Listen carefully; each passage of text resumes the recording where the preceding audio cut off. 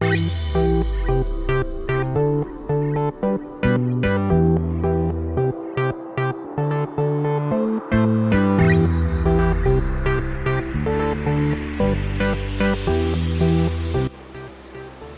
hao, annyeonghaseyo, konnichiwa, mabuhay.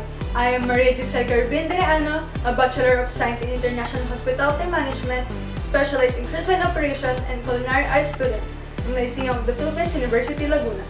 And we're going to make dishes from 3 different countries. Sushi from Japan, SHEZUAN soup from China, and JAPCHAE from Korea. Disclaimer: this video is for educational purposes only. Some tools and equipment used are commonly domestic and may differ from the commercial industry. Some ingredients are also sourced from the local market and substitution might be applied.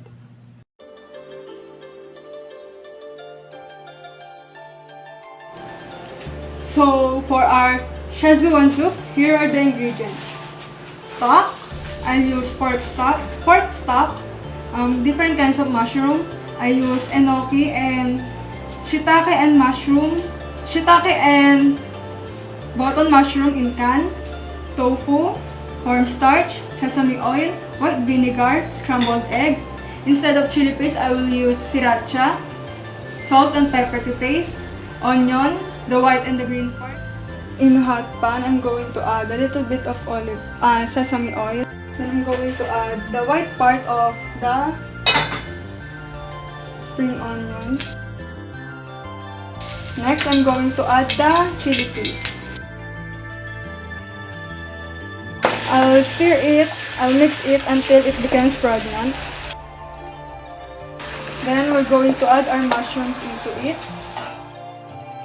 Then we're going to stir it carefully. After that, we're going to add the cornstarch. Then let's add the chicken stock.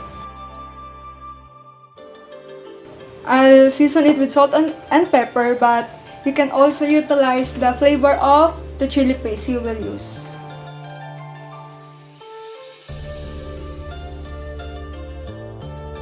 Let's wait for it to boil.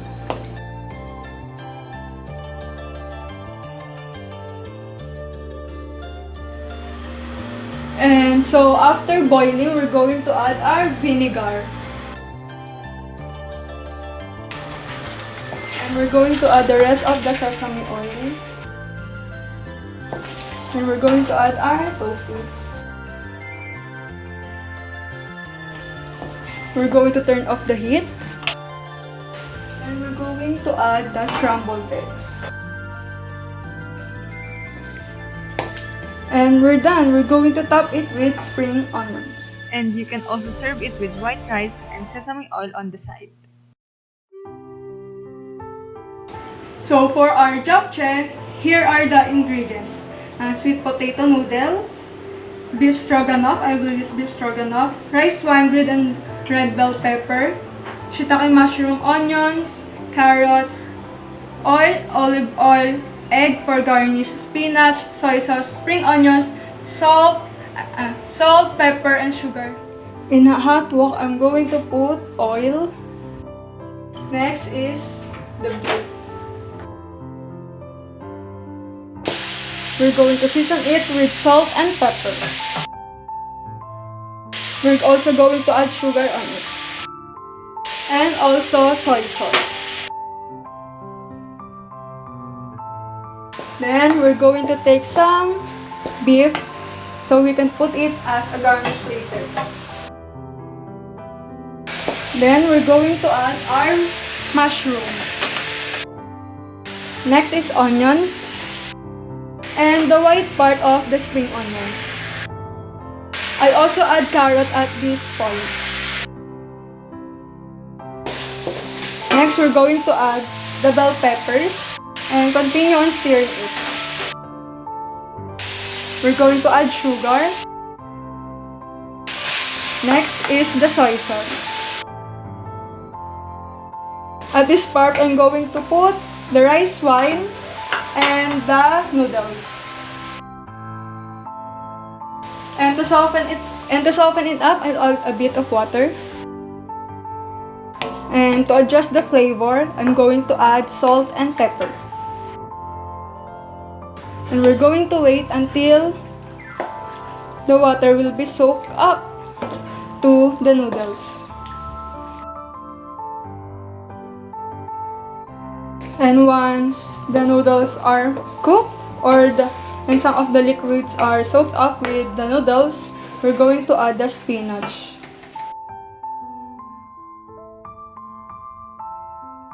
And we're done. We're going to plate it.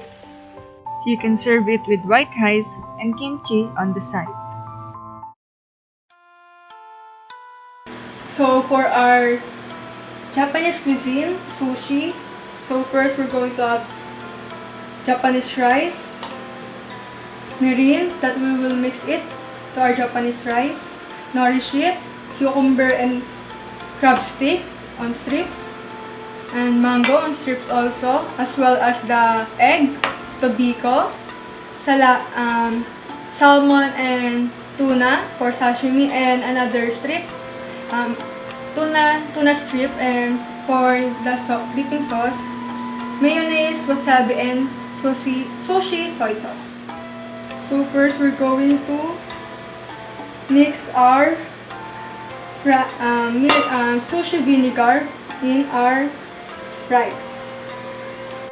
You can also use this, or we can also wet our hands to mix the rice.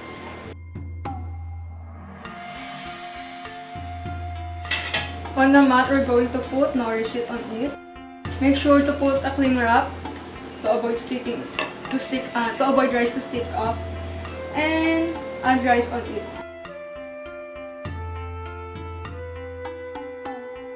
Next, we're going to flip it. We're going to put cucumber, mango, and crab stick, and of course egg. And we're going to roll it. So we're going to roll it and by grabbing the mat and apply a bit of pressure.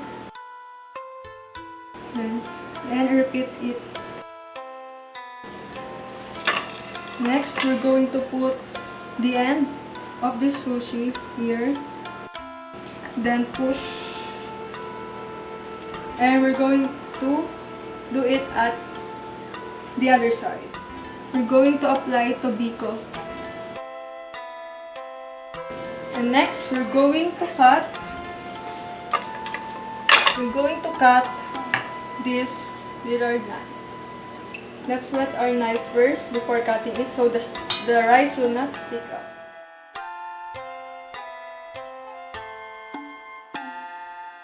Again, put rice on top of the nourishment.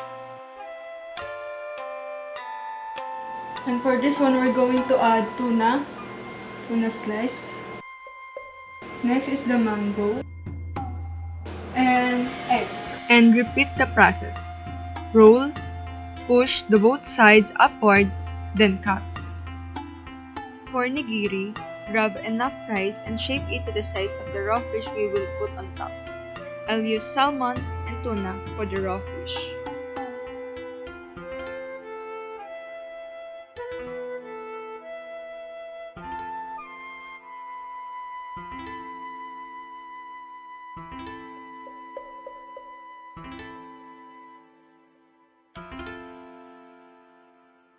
You can eat it as it is, or you can dip it in mayonnaise, wasabi, or soy sauce.